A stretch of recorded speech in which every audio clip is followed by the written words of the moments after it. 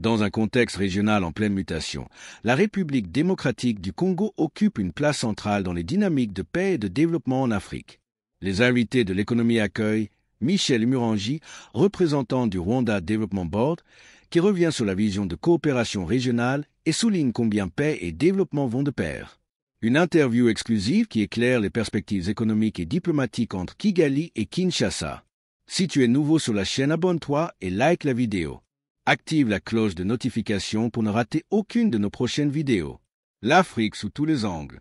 Exemple, qui se produisent au Sénégal en grande quantité. Aujourd'hui, nous essayons de trouver un moyen de faire du commerce, par exemple en cherchant des marchés pour leurs banques qui cherchent un marché aujourd'hui sur le continent africain et qui vont à l'extérieur du continent africain. Alors, si l'on parle du contexte régional dans cette Afrique de l'Est, cette Afrique centrale, il faut parler aussi de l'impact du conflit avec la République démocratique du Congo.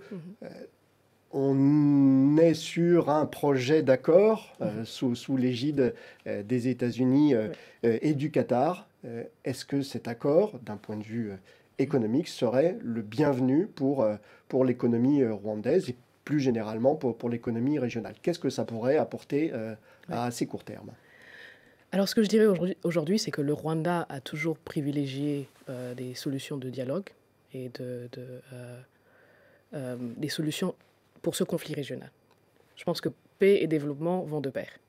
Et nous sommes conscients que quand il y aura la paix dans la région et qu'on aura une croissance commune, nous allons tous pouvoir en profiter. Et donc aujourd'hui, les dialogues qui se passent au Qatar ou même dans d'autres corridors nous voyons aujourd'hui qu'il y a du progrès. Par exemple, il y a quelques jours, nous allons pouvoir mettre en œuvre ce qui a été mis ce qui a été dit, ce qui a été signé dans les accords. Et donc, je pense que ça va de mieux en mieux. Et nous continuons à pousser pour avoir un dialogue franc et pouvoir avoir des discussions tout autour de... Parce que cette question-là n'est pas que sécuritaire, elle est aussi économique. On sait que l'accès aux matières premières dans la région, par exemple, est un enjeu aussi de ce conflit. Exact. Et donc, quand on se mettra d'accord sur tout ce qui est dialogue franc et sur la question économique, je pense qu'on va pouvoir continuer de l'avant et pouvoir créer une croissance commune. Ça a eu un impact sur la perception des investisseurs étrangers. Le Rwanda s'est retrouvé à la une de l'actualité africaine du fait de ce conflit.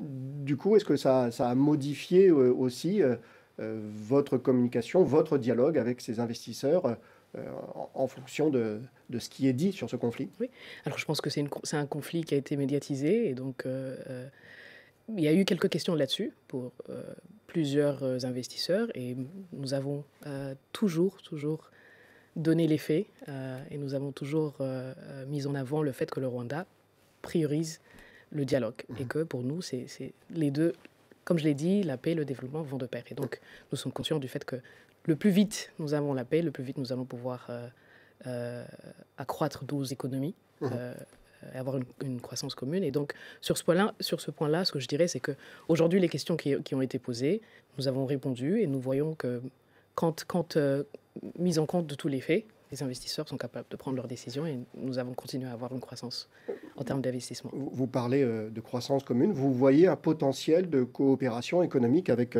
votre voisin congolais. On sait que le commerce transfrontalier est extrêmement important. Beaucoup d'entreprises travaillent des deux côtés de la frontière ou de travailleurs d'ailleurs. Oui, tout à fait. Et je pense que nous en sommes conscients de tous les côtés. Ce n'est que la question sécuritaire qui est toujours en marche. On cherche des solutions là-dessus. Mais le plus vite nous trouvons des solutions côté sécuritaire, le plus vite le commerce continuera. Mais si je reviens au début de notre conversation, dans quel domaine, par exemple, de l'économie il y aurait davantage à faire avec votre voisin congolais? Alors, il y a toujours eu un commerce entre le Rwanda et le Congo, surtout côté Est, Goma, et c'est ce commerce-là qui continuera, dans plusieurs secteurs d'ailleurs. Vous avez des produits qui viennent de l'extérieur, de l'Europe, de l'Asie, qui traversent le Rwanda pour aller au Congo, vice-versa. Et donc aujourd'hui, on est... agricole, par exemple Agricole. Surtout agricole. Il y a également tout ce qui est dans le secteur de la construction, ciment, tout ce qui est l'acier. Et donc, il y a plusieurs secteurs qui ont malheureusement été affectés, mais nous voyons qu'en cours avec les dialogues qui sont en cours, la question sécuritaire adressée, nous allons continuer à faire le commerce. L'agriculture, c'est un vrai sujet côté rwandais. Quelle est votre stratégie d'investissement dans les zones rurales? Comment amener des investissements en dehors de la capitale, Kigali, la grande ville, pour un développement plus équilibré sur le territoire? Oui. Alors, la question de l'agriculture est une question clé pour nous, surtout parce que l'économie durable et inclusive, pour nous, est essentielle dans la croissance de l'économie. Et on ne peut pas parler de croissance économique sans s'adresser sur le secteur de l'agriculture. Et aujourd'hui, nous travaillons avec des coopératives qui louent leurs terres à longue durée pour des investisseurs qui viennent pour améliorer les rendements, vous voulez dire? Voilà, pour non seulement améliorer les rendements, mais pour cultiver et avoir de la valeur ajoutée sur ces produits cultivés. Qui dit développement inclusif, Michel Omorongi, dit aussi lutte contre la pauvreté, qui, selon les chiffres officiels, a diminué au Rwanda ces dernières années, mais qui reste un défi. Hein.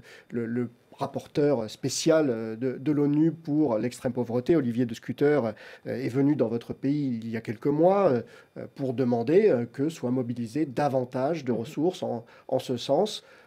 Pour demander, c'était un des points de son rapport aussi, que soit davantage formalisé l'emploi. On a beaucoup de Rwandais et de Rwandaises qui travaillent dans le secteur informel.